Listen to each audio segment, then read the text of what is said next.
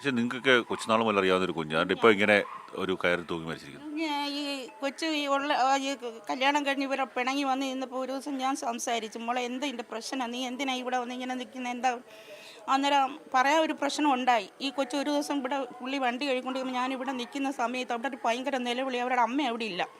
അപ്പം ഞാൻ ചോദിച്ചു, മോളെ എന്തിനാ നീ കരഞ്ഞതെന്ന് ഞാൻ ചോദിച്ചപ്പം പറഞ്ഞ അത് എന്നെ വിളിക്കുന്ന ബേബിയമ്മയെന്നാ. അമ്മ എന്നെ ഭിത്തിയോട് ചേർത്ത് നിർത്തിയിട്ട് അവൻ ഷൂ ഇട്ട് എൻ്റെ നാവിക്ക് ചവിട്ടിയെന്ന് പറഞ്ഞു. എന്നിട്ട് ഞാൻ പറഞ്ഞു, മോളെ പിന്നെ ഈ കൊച്ചെല്ലാ ചരിത്രങ്ങളും പറയാൻ തുടങ്ങി. കല്യാണം കഴിഞ്ഞ് ചെന്ന് ഫസ്റ്റ് നൈറ്റുള്ള കാര്യങ്ങൾ തൊട്ട് പറയാൻ തുടങ്ങി. അപ്പം ഞാൻ പറഞ്ഞു, മോളെ നീ ഇനി ഒരു കാരണവശാലും ഇവൻ്റെ കൂടെ പോകലേ പറയാൻ എൻ്റെ മുമ്പിൽ കൈയെടുത്ത് തൊഴുത് ഞാൻ കരഞ്ഞിട്ട് പറഞ്ഞു. അത്ര പീഡനം എനിക്ക് കൊടുത്തവിടെ. അന്നേരം പറഞ്ഞു, അത് പറഞ്ഞ് പിന്നെ പിണങ്ങി ഇവർ കേസ് കൊടുത്ത് എന്തോ ഒഴിയണമെന്നും പറഞ്ഞു. അപ്പോൾ കേസ് കൊടുത്ത സമയത്ത് ഞങ്ങളെല്ലാം ഈ കൊച്ചിൻ്റെ കൂടെ ശക്തമായിട്ട് ഇന്നിട്ട് മോൾ പോകരുത്, എൻ്റെ മോൾ അവളെ കെട്ടിപ്പിടിച്ച് കരഞ്ഞു പറഞ്ഞിട്ട് നീ ഇനി പോകല്ലേ എന്ന് പറയും കരക്ക് പറഞ്ഞു.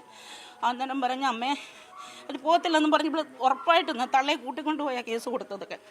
അവൾ പിന്നെ ഇവർ കോടതിയിൽ പോയപ്പോൾ ഇവർ രണ്ടുപേരെയും കൂടി ഇരുത്തി സംസാരിക്കുമല്ലോ. അപ്പോൾ അങ്ങനെ സംസാരിച്ചപ്പോൾ ഇവൻ കാലേ വീണ് കരഞ്ഞെന്നും പറഞ്ഞ് അന്ന് രാത്രിയിൽ ഇവിടെ വന്ന് ഈ കൊച്ച് മാറ്റമുണ്ട്. പോയിട്ട് വന്നപ്പോൾ ഞങ്ങൾ ചോദിച്ചു, നീ പോയിട്ട് എന്തോ ആയെന്ന് ചോദിച്ചപ്പോൾ പറഞ്ഞ് ഒന്നുമില്ല വേവമേന്ന് ഇവിടെ മറയ്ക്കുമായിരുന്നു ഞങ്ങളെ.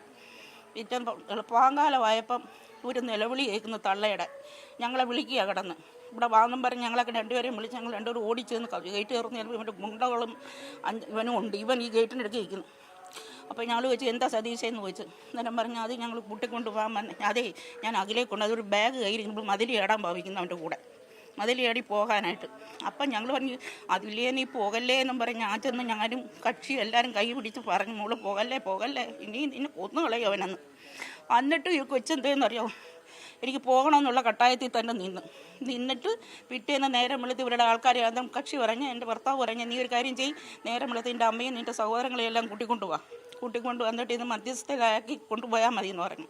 അങ്ങനെ ഇവരുടെ ആളുകളെയും വിളിക്കാൻ കക്ഷി പറഞ്ഞു. അങ്ങനെ ഇവരുടെ ആളുകളെല്ലാം ചേട്ടത്തിമാരെ കൂടെ വിളിച്ച് ഇത് കൊന്നതാ മനെ. എൻ്റെ ഉറപ്പും 100% ഇവൻ കൊന്നത് തന്നെ. കാരണം ആ വീഡിയോ ഞങ്ങൾ കണ്ടില്ലോ.